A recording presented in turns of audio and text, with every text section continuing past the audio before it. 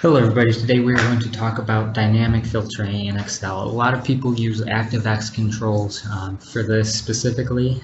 It makes it a lot cleaner, a lot neater, but it's a very kludgy and doesn't work well with a lot of different versions of Excel. I've had problems with it working on different computers and even in the same version of Excel. So not a surefire answer to your solution.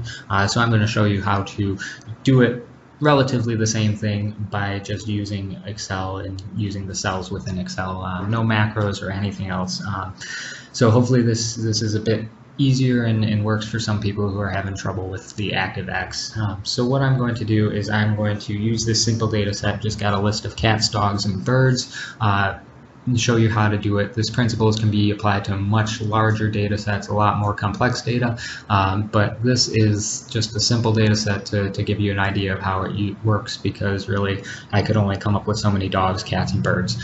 So that's as far as I got. So hopefully this helps you guys out, and I'm going to do things a bit differently and kind of start in the middle of the formula and work my way out so that you have a firm foundation of how the formula is actually functioning. So I've got this border around this cell just to show that this is the cell that we are going to use as our lookup. So we are going to start off with the search function. We are going to search our E1 cell, lock that in so that that does not move using F4. And then we're going to search within our first column. So in this situation, A2. Going to close those parentheses, and it's going to give us a 1 because it can find dog within that cell. Now if we put cat, notice that it gives us an error. And then the last thing to note is that if we have blank, notice that it is still returning a positive find within that cell. So the important thing to note with that is that if we don't put anything within our lookup cell, then we are going to return our whole table, which is what we're looking for, so that's exactly what we want. So then we are going to take our search and we are just going to put an is number around it. And that's going to take our values and be able to show which, whether it's true or false, and change that search into a true or false evaluation. And then from that we are able to do an if statement on that, since we already have the true or false evaluation, and say if it is true, we are going to use the rows function, create an array of C2 to C2, and I'll lock in that C2 using F4 once again. So what that's going to do is that's going to create an array as we drag this formula down, giving us the row relative to where we are at within that array. Close that up, and then we have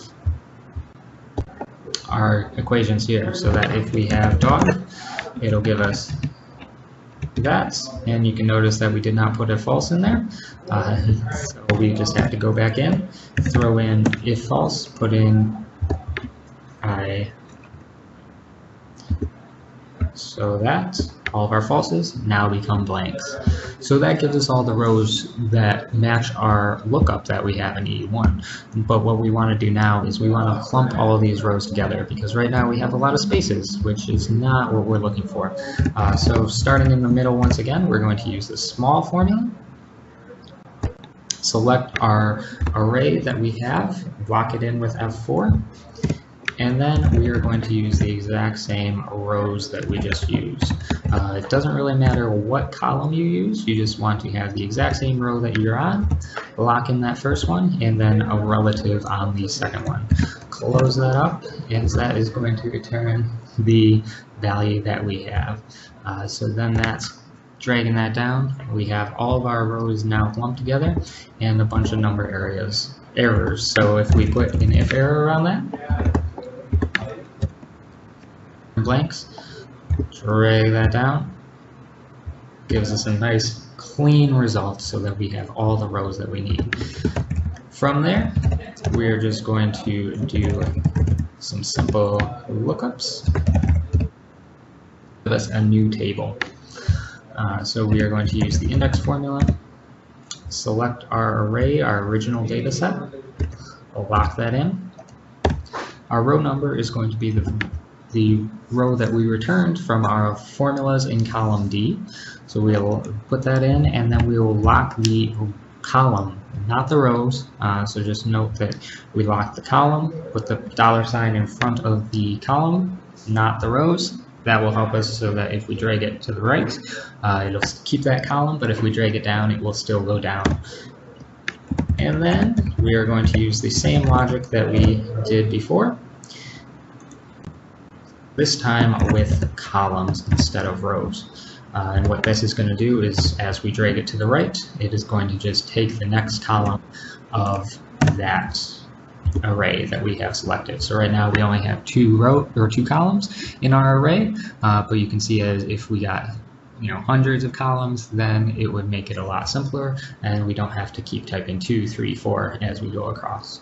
So as we drag this over and down, this gives us our clean, almost clean table that we're looking for.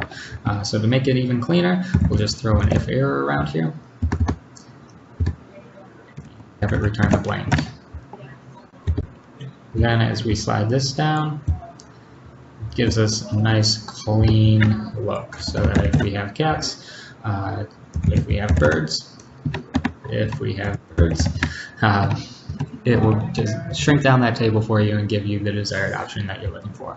Then obviously you can always hide, format this however you want to make it a little bit cleaner, and that's basically how you shrink down a list and make it a lot simpler. Hopefully this helps you guys out. I'll throw in a link to video with the ActiveX component of this. I'll start off right here and throw in the ActiveX. If people are interested in that, makes it a lot cooler, a lot more dynamic if it actually works. But as I mentioned, it's a bit kludgy and doesn't always work across computers. So if you guys have any questions, feel free to throw them in the comments below and check out my other videos. Thanks.